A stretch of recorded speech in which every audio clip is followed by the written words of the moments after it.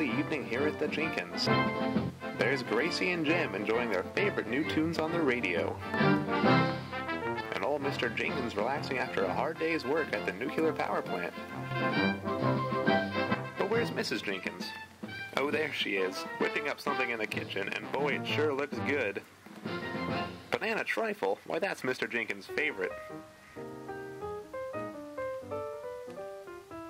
Such an economic housewife, that Mrs. Jenkins. Bananas are tasty, nutritious, and oh so cheap.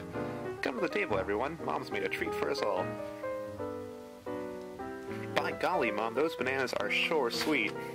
Hey, where do all these nifty bananas come from anyway? The grocery store, of course. That's not what I meant. I mean, how do we get them? We don't grow bananas here in Canada, do we, Dad?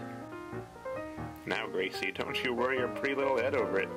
Isn't it enough that they're here on your plate? I suppose. But won't you tell us, Pops? Please?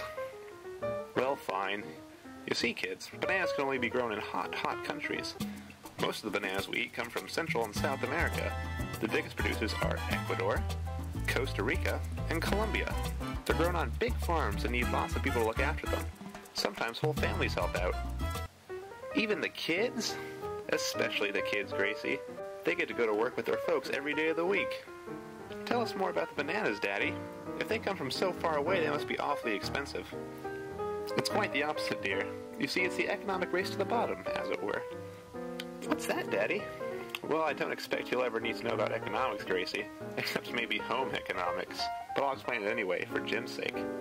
We here in Canada, and in lots of Western countries, just love those yellow fruits, but the more we want them, the higher the price gets. Those banana farmers can be mighty greedy and demand higher wages or expensive benefits like healthcare and education. If that were the case, every banana we bought would cost over $3. Oh no, we never get to eat bananas. We'd have to get our potassium from yucky foods we can grow here, like potatoes. Gross. Don't worry, Jim.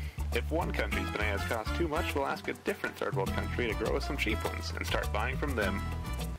That'll show 'em, won't it, Dad? You bet it will, son. That greedy country will have too many bananas which won't sell for those high prices. Eventually, they'll come to their senses and sell them at even cheaper prices than before. But Dad, doesn't it cost a lot of money to send all those bananas up to Canada? It's true, honey. Almost all money we pay for these bananas goes to cover the cost of shipping them, or to the corporations that arrange the whole thing.